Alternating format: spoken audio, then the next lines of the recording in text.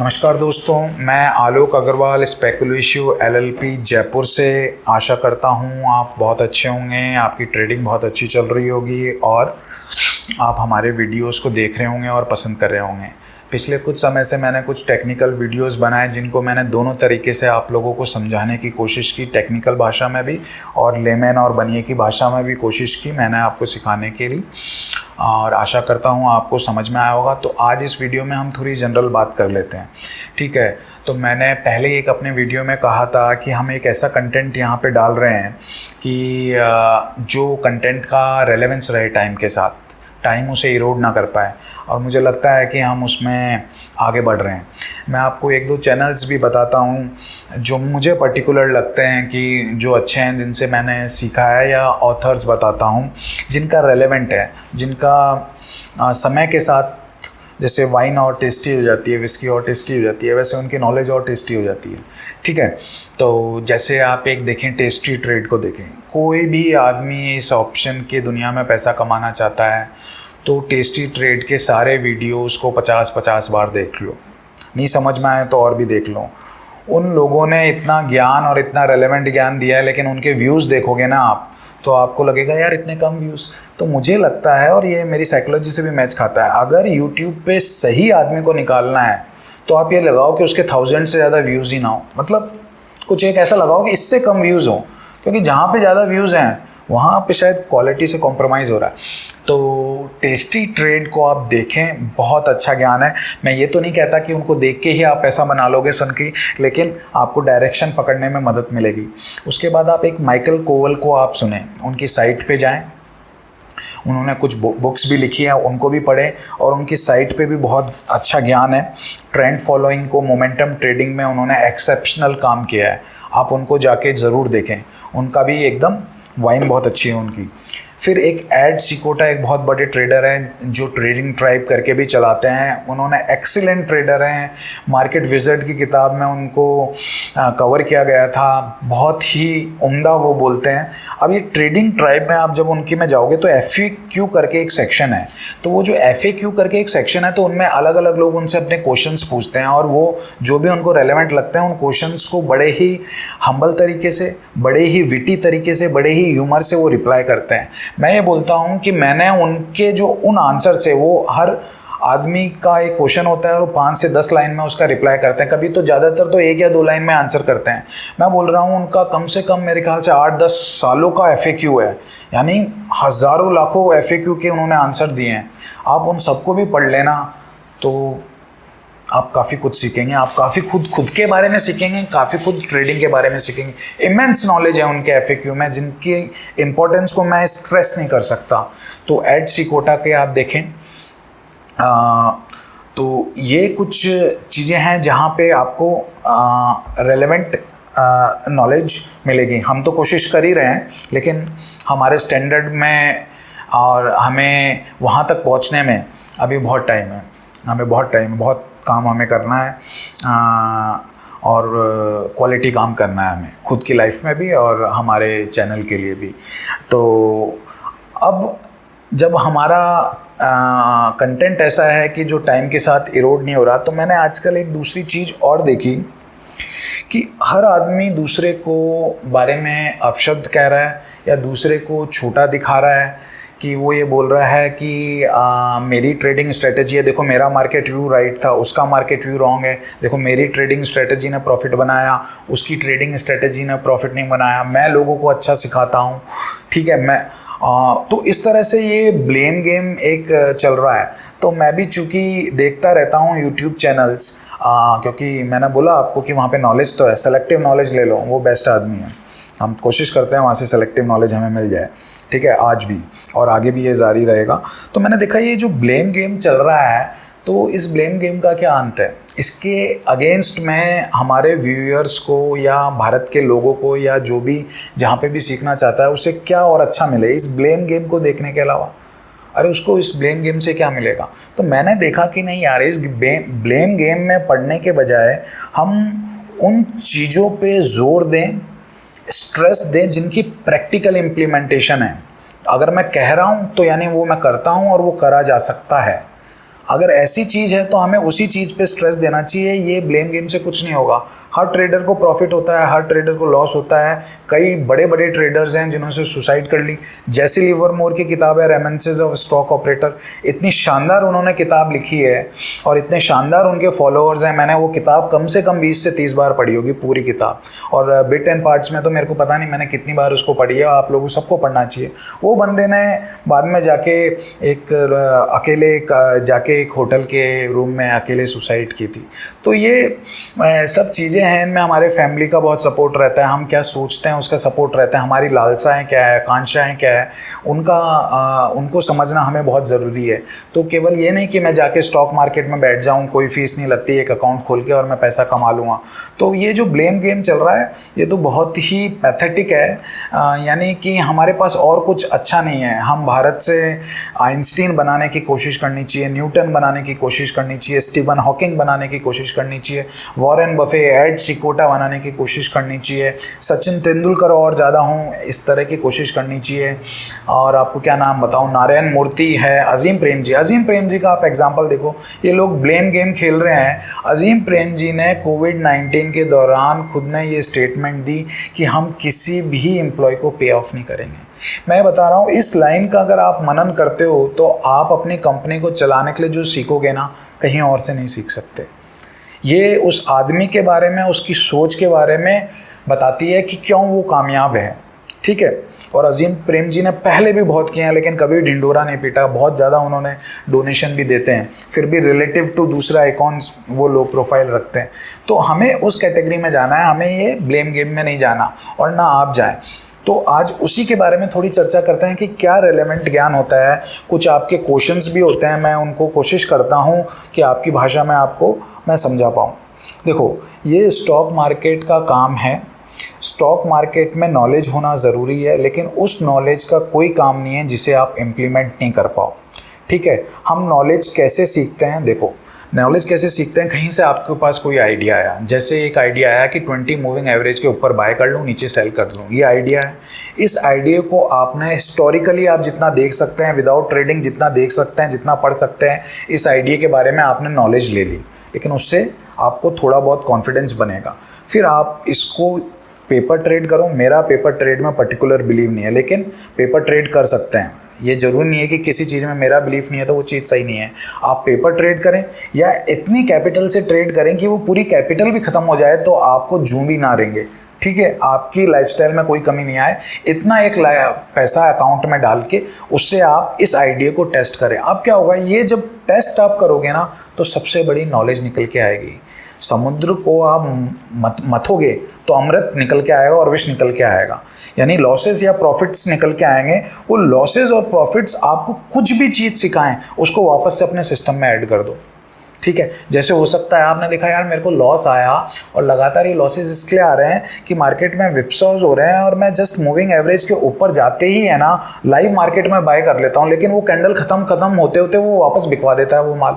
यानी live candle जब वो आवरली बन रही है या जो भी टाइम फ्रेम की बन रही है, तो लाइव में तो वो 20 के ऊपर चले गया और मैंने बाय कर लिया, लेकिन वो वापस 1 घंटा खत्म होते होते या कैंडल खत्म होते हुए वापस नीचे आया तो उसी कैंडल में बिक गया और अगले कैंडल से वापस बाजार चल गया।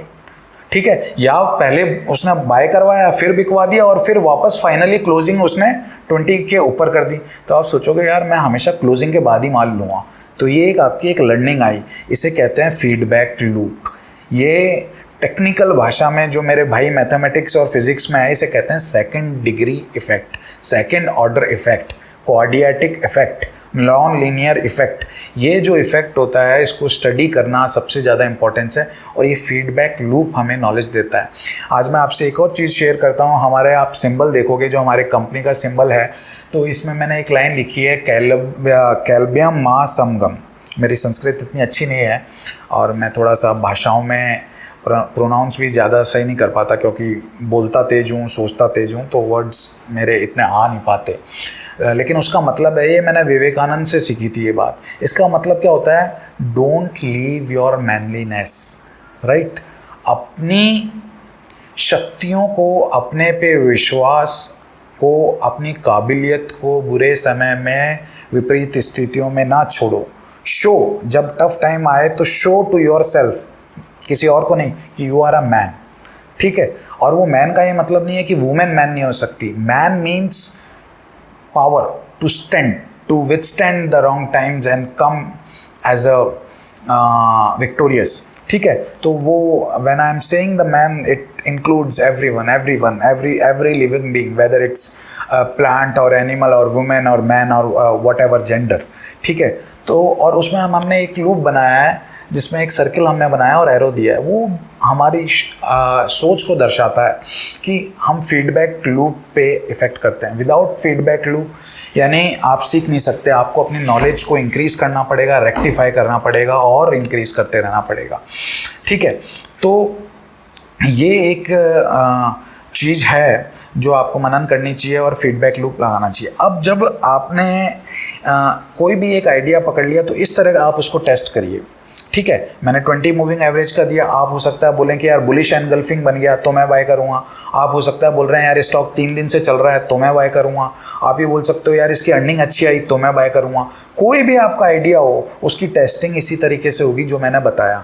और इसके लिए आपको कोई मशीन की ज़रूरत नहीं है, आप मैनुअल भी इसको टेस्ट कर सकते हैं। डाटा आपको कई पॉइंट्स पर आपको चाहिए होगा। इसके अलावा ट्रेडिंग में कोई भी आपको ज्ञान दे रहा है, जैसे ज्ञान देते हैं, कैसा ज्ञान देते हैं मैं बताऊंगा, उस ज्ञान की कोई रेलेवेंस नहीं है। कट योर लॉसेस, ये ज्ञान यार सबको पता है, बड़े बड़े लोग बोलते हैं, सबको पता है और वही चला आ रहा है, सब बोल रहे हैं। लेकिन इसको आप मनन करके इम्प्लीमेंट कैसे करोगे? आपका क्वेश्चन मेरे से ये होना चाहिए, सर ये तो पता है कट योर लॉसेस, लेकिन इसको इम्प्लीमेंट कैसे करूं, इसको सीखूं कैसे, इसको बार बार मैं इम्प्लीमेंट अपने मन में कैसे स्थापित करूं, ये क्वेश्चन होना चाहिए। और ट्रेनर्स को इस चीज़ को सिखाना चाहिए। अब ये तो या तो वो सिखाएगा जो ट्रू टीचर है, या वो सिखा पाएगा जो ट्रू ट्रेडर है। तो ऐसे लोग वैसे ही मिलना मुश्किल है। तो अभी जो आंसर हो रहे हैं कि आप क्या करें, अरे वो नहीं है क्या करें, ये तो सबको पता है, कैसे उस चीज़ को करें हम। तो उसमें फीडबैक लूप की इंपॉर्टेंस आती है। आप चलोगे जब ही चल पाओगे। आपको कोई ये बता दे यार साइकिल ऐसे चलती है, उससे कुछ नहीं होगा, आपको साइकिल चलानी पड़ेगी, ठीक है। और उस पर दूसरा एक बहुत ज़बरदस्त है कि साइकिल चलाने के अभी इंटरनेट पे 10 सही तरीके हैं तो 90 गलत तरीके हैं, तो ये और दिक्कत हो रही है। माई पॉइंट इज़ दैट कि ये जो नॉलेज वो दे रहे हैं किसी में माध्यम से, आज की ज़रूरत वो नहीं है, ठीक है। कट योर लॉसेस उनमें से एक है, रन योर प्रॉफिट्स उनमें से एक है, होप, फियर, ग्रीड को कैसे काबू में रखें या काबू में रखना चाहिए, ये एक पॉइंट है। लेकिन भाई कैसे करें, ठीक है। और कौन से पॉइंट्स हैं?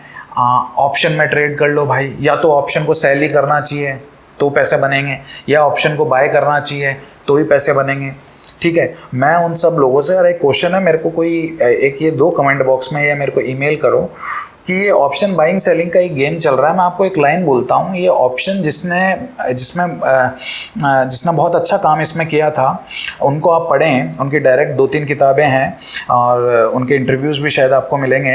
एड थॉर्प, ठीक है।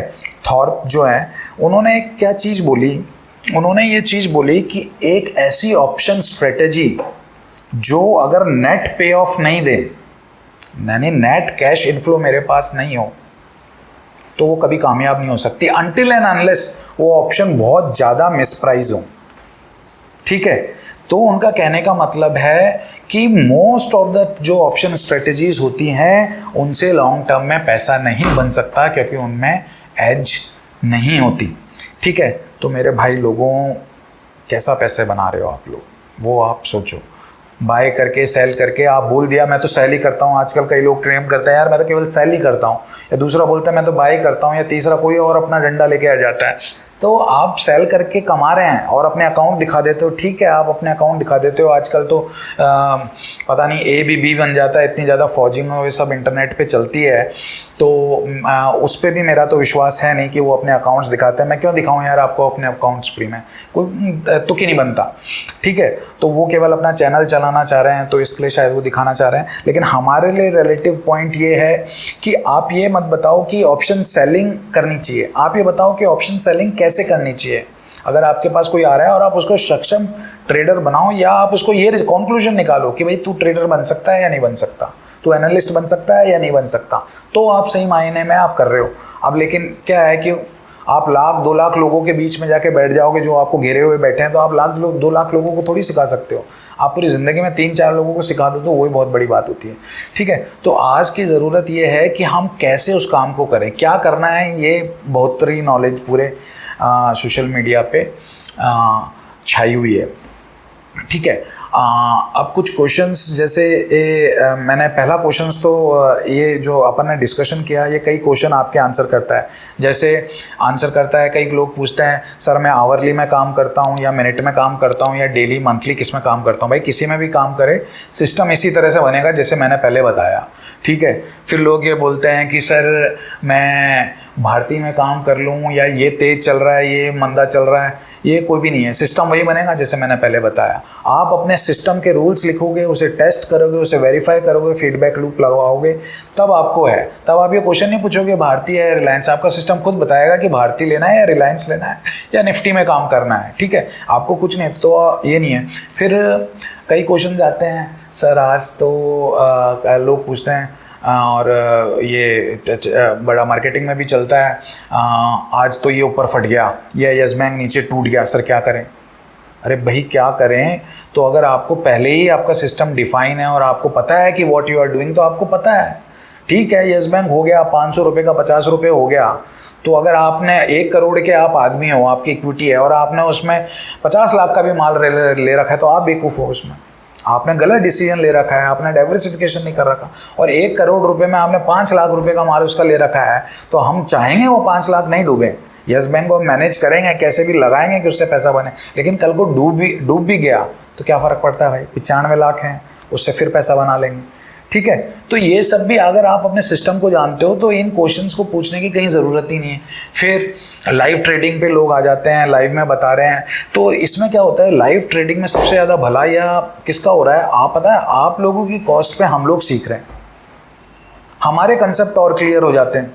वो ये क्या होता है, हर आदमी की एक इच्छा होती है यार मैंने ऐसा कर लिया, मैं शेयर करूँ। अब शेयर कैसे करें भाई, आज सबसे ज़्यादा अच्छा मीडियम है, डाल दो यूट्यूब पे अपना चैनल बना दो और उसको शेयर कर दो।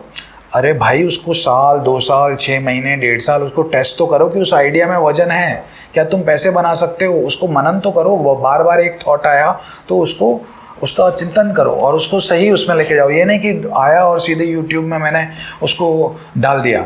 ठीक है, तो इस तरह के जो आपके क्वेश्चंस आते हैं वो आपके हैं। दूसरा एक क्वेश्चन आता है, क्या शेयर बाज़ार में पैसा बनाया जा सकता है? बिल्कुल पैसा बनाया जा सकता है, लेकिन कितने लोग पैसा बनाते हैं? 2 से 5% लोग पैसा बनाते होंगे, ऐसा मेरा मानना है। मैंने कोई फॉर्मल स्टडी नहीं की, मेरा लॉजिक ये है कि अगर सारे ही पैसे बना लेंगे तो ये मार्केट ही ख़त्म हो जाएगा। ठीक है, तो ये मार्केट में कुछ लोग पैसा कमाते हैं और बहुत सारे लोग उनको पैसा देते हैं। ठीक है, ये और अक्रॉस द जो भी रिस्की होते हैं, जो व्यापार हाईली रिस्की होते हैं, उन सब में ये होते हैं। लेकिन एक आप मीडियोकर प्रोफेशन ले लो, जैसे एक टीचर का ले लो। अब आप बोलोगे यार टीचर के प्रोफेशन में लोग पैसा बनाते हैं, तो मैक्सिमम उनमें 98% लोग पैसा बनाते हैं। सरकारी टीचर बन गए, प्राइवेट स्कूल में बन गए, 50 सालों से ज़िंदगी में कुछ नहीं किया, केवल पढ़ा रहे हैं, और उनमें बहुत अच्छे अच्छे टीचर भी होते हैं, तो उनकी इनकम में एक सस्टेनेबिलिटी है, तो पैसा बनता है। केवल 2% ऐसे लोग होंगे, 1% ऐसे लोग होंगे जिनको टीचर की नौकरी मिल गई, उसके बाद भी पैसा नहीं है बना रहा। कभी 6 महीने यहाँ काम किया, कभी 6 महीने वहाँ काम किया, फिर इधर पैसे खराब कर दिए, उधर पैसे कमा दिए। तो ये एक अलग तरह का जॉब है। लेकिन स्टॉक मार्केट का और व्यापार करना एक अलग जॉब है, इसमें प्रोफाइल अलग हो जाती है। 2% कमाते हैं और 98% उनकी जेब भरते हैं। ठीक है, तो बनाया जा सकता है, लेकिन इस चीज़ का ध्यान में रख के पैसा बन सकता है। कंसिस्टेंट पैसा बनाया जा सकता है। कंसिस्टेंट पैसा आपको डिफाइन करना पड़ेगा। कंसिस्टेंट पैसा क्या होता है? आप ये सोचें कि मैं रोज पैसा बनाता रहूं, ऐसा नहीं होता। कंसिस्टेंट पैसे का ये मतलब होता है कि मेरी डेफिनेशन ये है कि over a sufficient period of time, at any point if I see my books, my profit must be greater than loss and it should compensate for me for my inflation, for the risk I am taking. ठीक है, किसी भी point पे मैं मेरे खाते को देखूं, कुछ समय के बाद जब भी मैंने काम चालू किया, साल, 1.5 साल, 6 महीने के बाद, डिफाइन करने के बाद, तो मेरा प्रॉफिट एक रेगुलर ग्रो होना चाहिए, ठीक है। और वो इस मात्रा से ग्रो होना चाहिए कि इन्फ्लेशन, महंगाई के लिए मेरे को कंपनसेट करे और जो मैंने रिस्क ले रखी है उसके लिए कंपनसेट करे, ठीक है। अगर 8% एफडी ब्याज दे रही है और 10% मैं किसी और धंधे में भी बना सकता हूँ, तो अगर 10% स्टॉक मार्केट मेरे को साल के बना के दे रहा है तो मैं भैया क्यों काम करूँगा उसमें, मैं एफडी में पैसा लगा लूँगा या और कोई काम कर लूँगा। तो इस तरह से मैं मेरे रिस्क को भी डिफाइन कर सकता हूँ।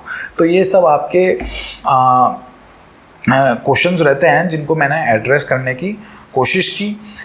मैं आपसे फिर रिक्वेस्ट करूँगा कि हमारे चैनल को आप सब्सक्राइब कीजिए, व्यू कीजिए, मोटिवेट कीजिए, लोगों को, अलग अलग तरह के लोगों को करिए।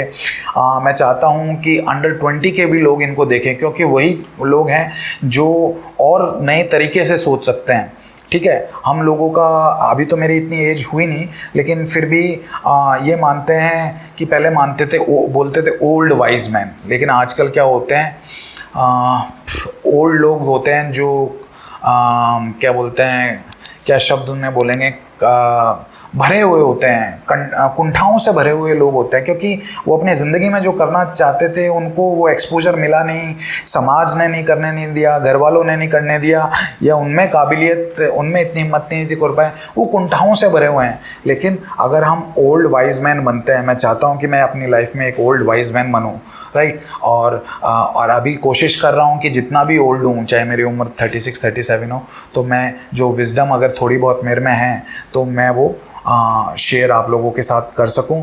तो वो जो विजडम है, हाँ, अगर मेरे में थोड़ी भी है, या मेरे भाई लोग जितने भी यूट्यूब पे बैठे हैं वो सिखा रहे हैं, उनमें थोड़ी भी वो बहुत है, तो सबसे ज़्यादा उन लोगों में जानी चाहिए जो 14 साल के, 15 साल के, 18 साल के लोग हैं, क्योंकि उस विजडम को वो आज कैप्चर करेंगे और आने वाले दिनों के आइंस्टीन बनेंगे।